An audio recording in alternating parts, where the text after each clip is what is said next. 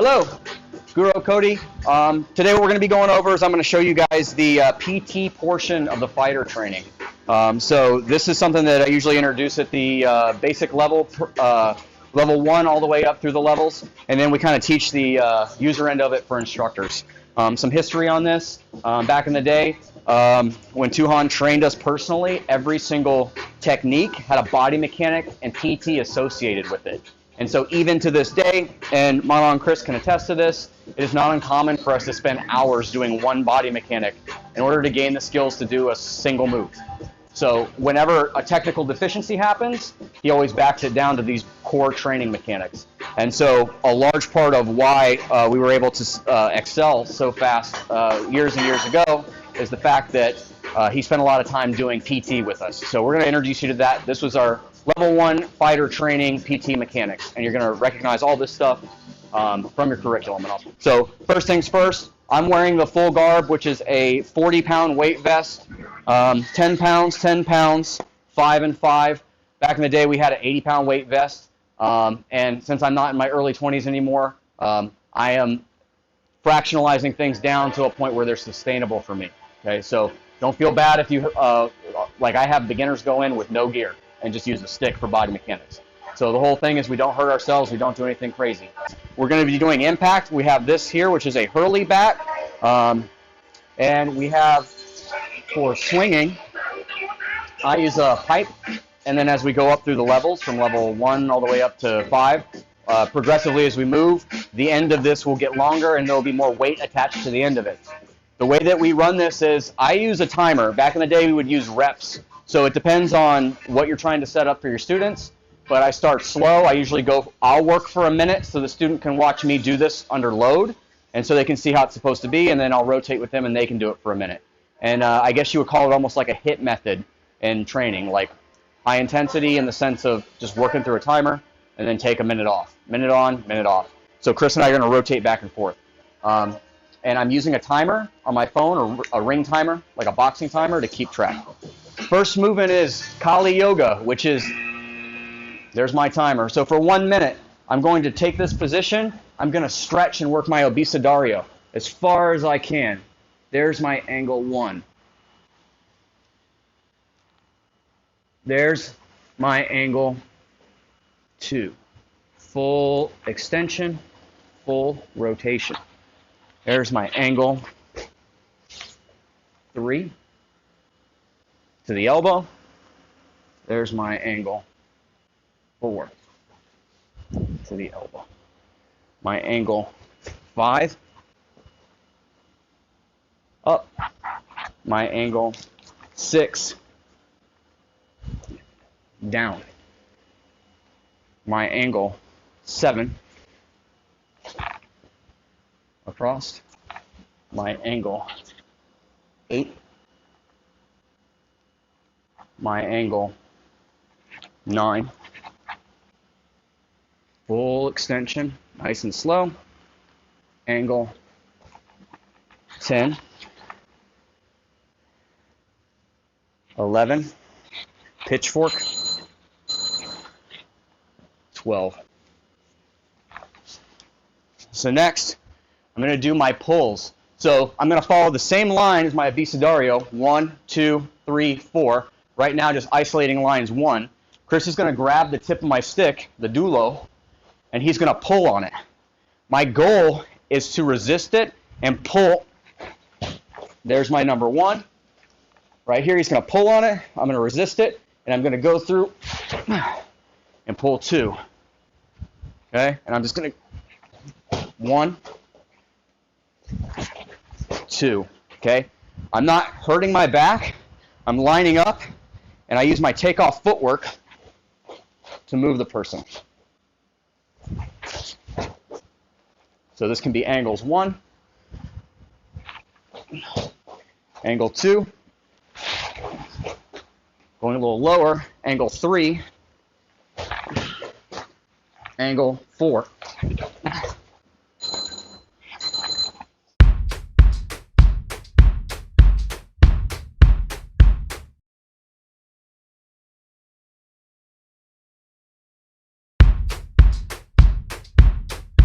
Okay, so for the next one, I have my number 1 where I'm hitting with the dulo. Now I'm going to work number 12, which is the puño strike. Okay, so there's 2 ways to do this. One is Chris grabs my hand. I'm going to put the puño in the abierto, the open position, or the closed position, and my goal is he's going to pull on my arm. I'm going to base, get a good position, and then I'm going to pull him into the puño using this hand. That's at number 12, just the hand side of it. I'm here, I set, I keep this there, boom, and he runs into the puño. This doesn't move, just the hand. Boom. Boom. Okay, the other side of this is he grabs this, he pulls on it, and I have to touch my hand to the puño, just like I'm grabbing someone's head. That's at number 12. Instead of it being a lob tick, it's just a puño strike. When I have 2 people, I have both sides at the same time.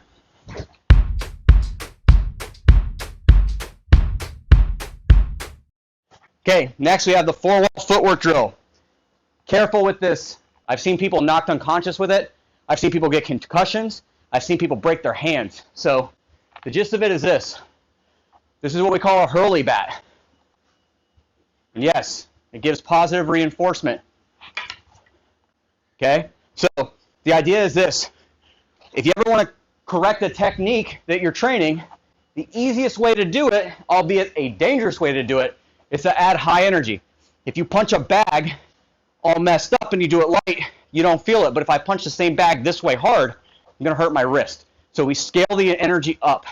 The 4-wall blocks, when they happen, if you're looking straight down center, I don't do this or I'm going to get my elbow broken. I don't block to the outside, because if I get hit with the end of that bat, I've seen people break their hands doing a correct block, but blocking at the wrong part of the bat. First thing that's going to happen, he's going to swing at my face. I'm going to drop. I drop my head. If my head is up, I can still be hit. Tuhan used to chase us with the bat, and if you look down, your head can't be hit unless he changes the direction. Okay, when I come up, I'm going to step off the side. I'm going to take the puño, come in here, and I'm going to block. Now, if you see the angle of my body is here. When the energy comes in, it goes down. So Chris gives me a check over here. So from here, boom. See, if it slides down, it doesn't hit anything because that angle is there. This angle goes here, nothing's there. If I do it like this, I will ramp this, because it'll follow the line, into my knee. I saw people get knocked in the knee. If I block like this instead of this, I'm going to get clipped in the elbow. So when we block it, we don't block it out here either. That's a broken hand when people swing this.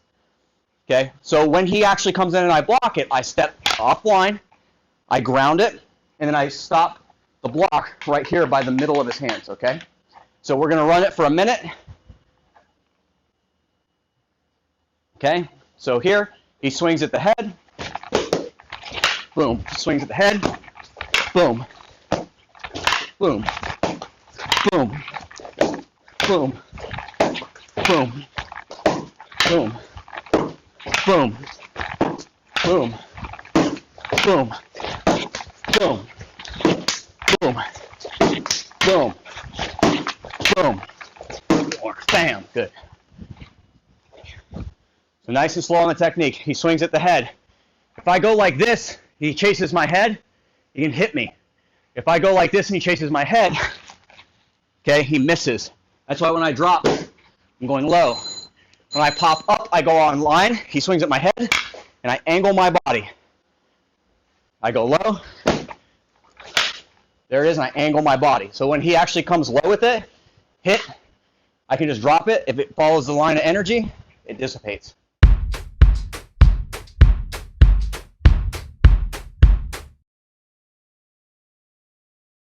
Okay, pitchfork to ground.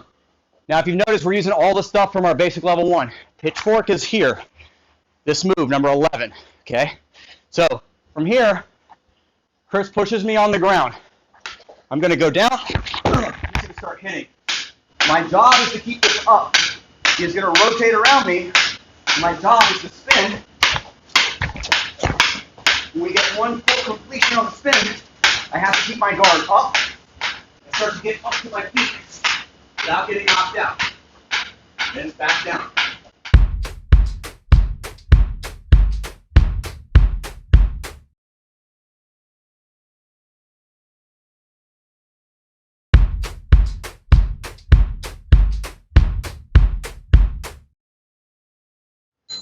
Okay.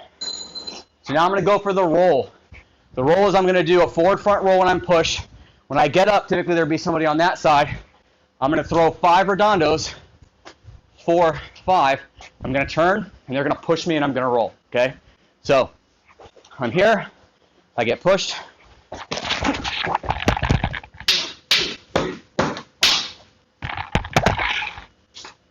get pushed.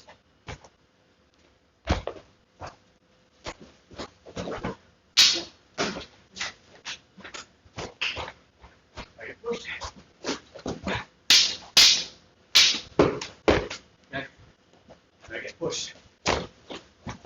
So Chris goes with the energy, does a nice smooth roll, pops up, 5 redondos. Guy on this side who is holding pads, pushes from here, 5 redondos.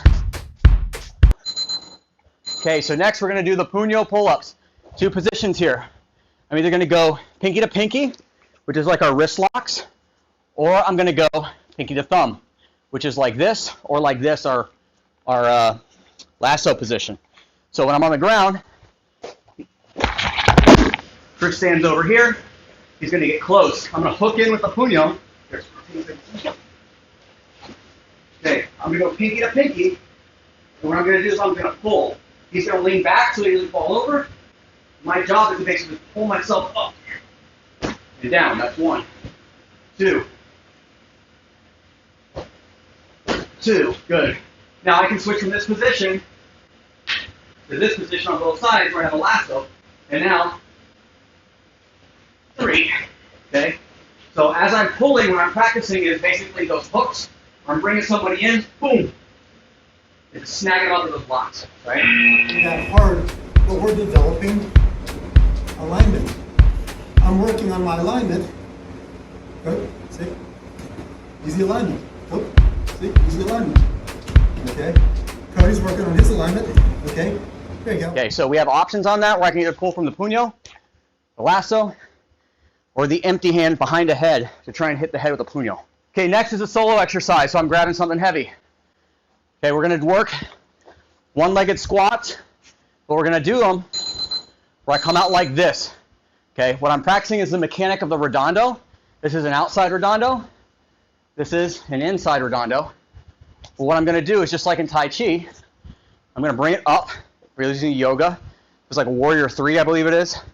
We go to this position. I'm going to squat, go low, pop back up. I can go low and squat and sit for a while, balance out, or I can go low and work my step, or what we call the water wheel. Redondo, nice and slow. Turn. Up in this position. Out, squat, drop, step, back to this position.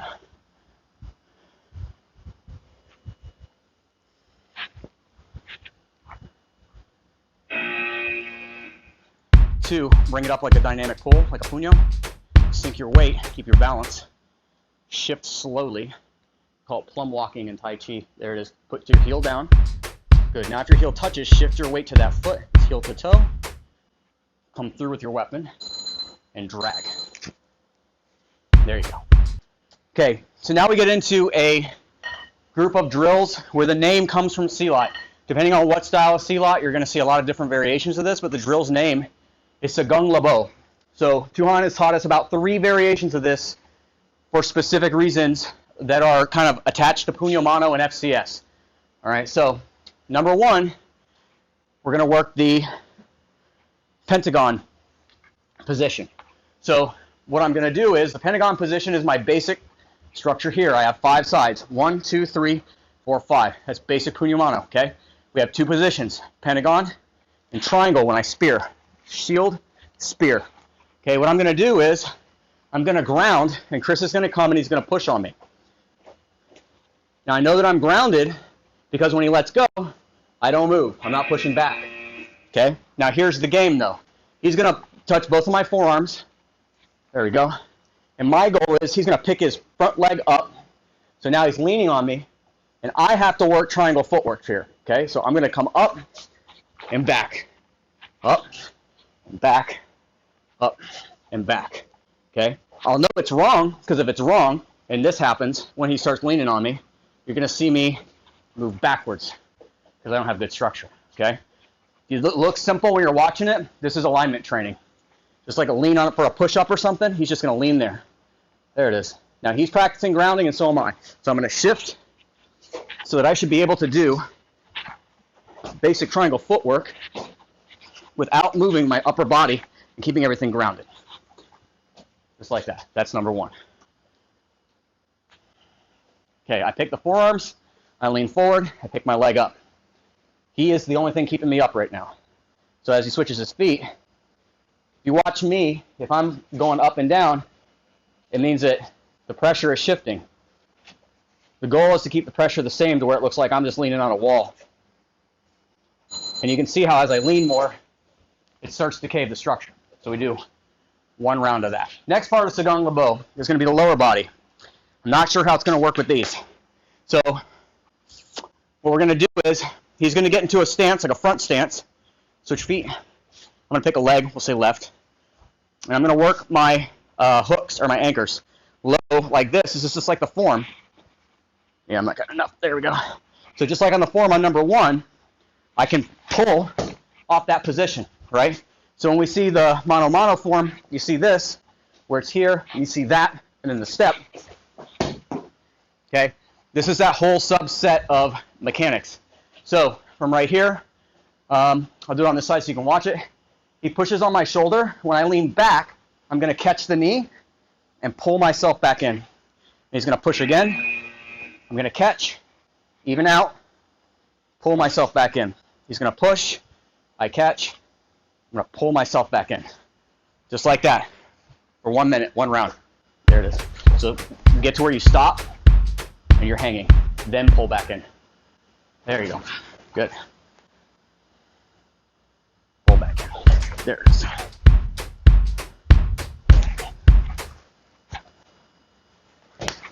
And I'm practicing grounding on my side too. I'm locked out, so if he hits me, I don't go flying away. But also, if I'm not standing good, he can't hang from me. So this is more classical in terms of Tsagung Labo. This one we're going to do empty hand. And in Tsagung Labo and Silat, what they'll tend to do is people get very low and they pull each other and they try to pull each other off balance, almost like a type of push hands. You'll see, but it's kind of more like a pull hands versus a push hands, right? So the goal becomes this. It's not a competitive thing. We're not competing. We're trying to pull the person until their balance breaks, and then we're going to do what they call a fa jing or a twitch. And the twitch is going to look like this. If I'm standing like this, I can get a lot of power from either generating it like this, hi-ya, or I can get a lot of power from dropping, like that. Okay, so in this instance, we're going to go here. Okay, we're going to grab like this. He's going to grab me. Chris is going to pull me slowly and lean to make me go as far as possible. When I feel like I'm going to drop, when I'm going to fall, I pull him back this way. When he feels super extended, he drops, there it is, and he changes the direction. So from right here, he keeps leaning back, lean back, stretch, good, there it is. From right there, boom, now I can change the direction. What we're cultivating is a pull so that when you feel like you're going to drop, all you do when you get ready to balance, because if he keeps pulling me, I'm going to go over. Unless, at that tipping point, I drop my base. Then I can take him back over.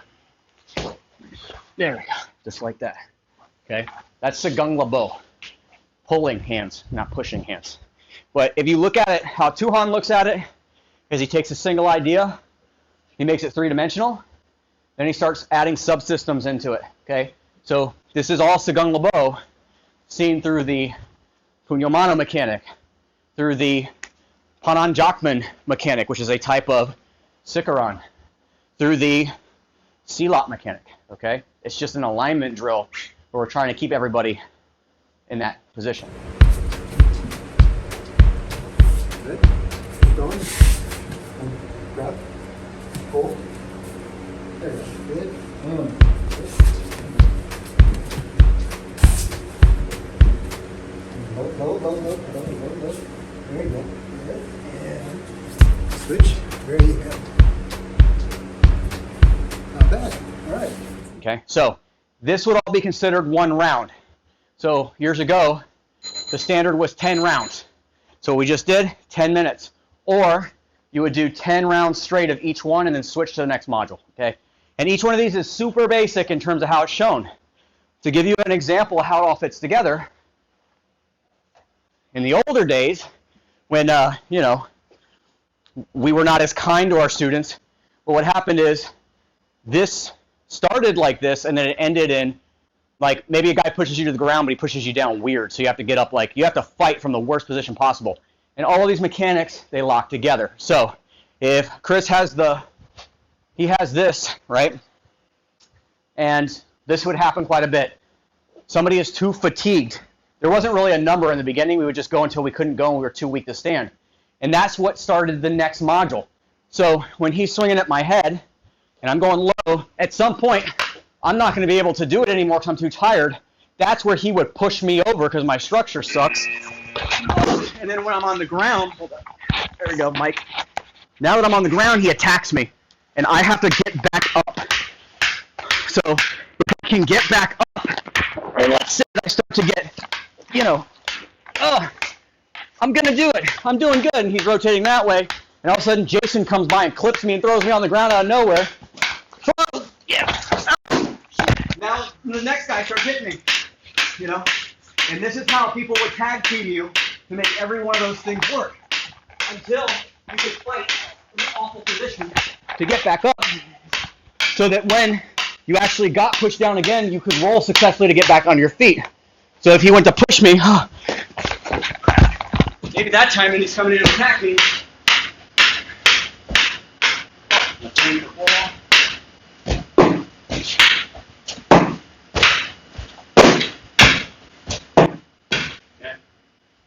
just like that. So that's level 1. So, and it sounds kind of crazy, but it is. So each level, we take that same process and we apply the Abecedario. Level 2 becomes more about counters, using the form to drive that. 3 is the same, okay? So just be careful with it. Build yourself a buffer. Back in the day, when Juan Felix Cortez and Tuan Ray were training together and they were just students, the only person allowed to feed this kind of stuff was the instructor, because people would get hurt. And they were using live blades, not aluminum or polymer. Okay, so one last thing for you to notice is that, like Bruce Lee talked about this, we do it with Tuhan, but we just don't talk a lot about it, is that when you're done doing a really exhausting mechanic like this, make sure that you do it without weight, slow, and clean. Because if you train when you're exhausted, under stress, when you have to actually fight or use your skill set, it will come out fatigued. So in that same sense, once I strip down, so this last part, oh my God, that's scary. Okay, this last part is course correction. Okay, so I feel like I'm literally weightless because I've been wearing so much weight on me, right? My muscles are locked to that position.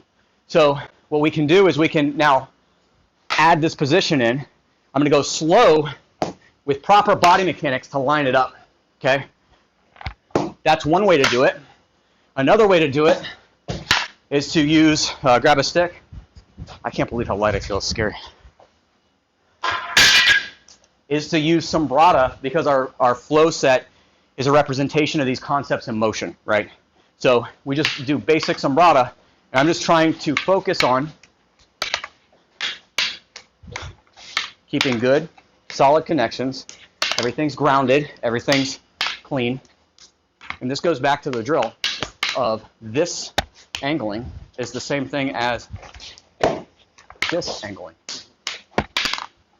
This angling is the same thing as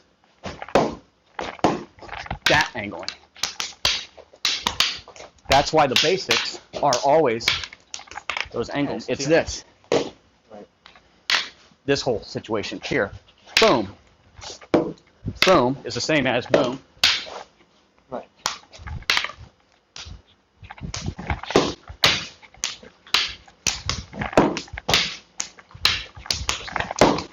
Okay, so it's all the same basics. On that side of the Sombrata, it's the same. I would just literally throw it through that way.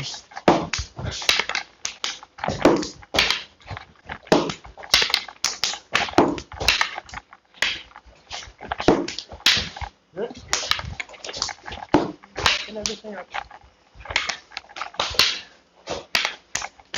There it is. So any of these positions give me that ability there, right? Because the position starts from here.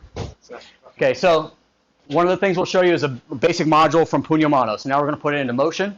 Okay, this module is just like a little snippet of why this makes sense. So we have Pugno Mano left that you're used to seeing from 4-count, and Pugno Mano right. So Chris comes in, Pugno Mano left.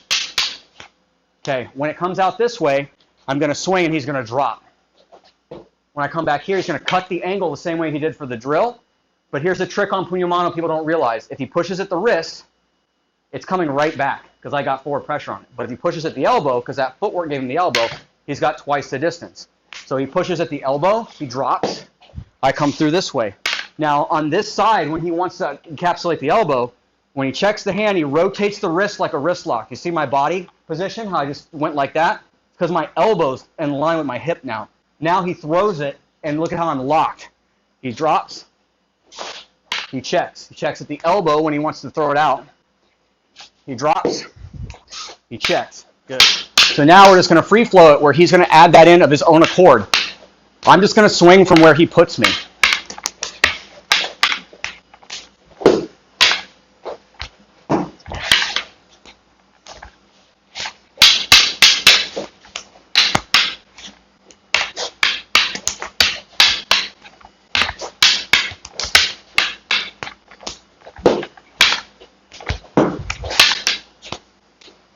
Good. Get a disarm.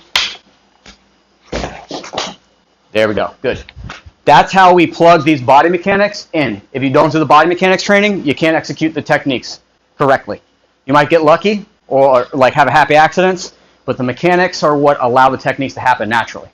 Otherwise, you have to start like cheating or using like, and what I mean by cheating is not like it's cheating. Combat's combat. Do what you got to do to win. But you'll start using really super specific body mechanics when it's not really meant for that. It's meant to feel good because it's at a good position. All right, so I'll put a link in the description below for the gear, where to find it. And as always, if you have any questions, you can reach out to me. Go on.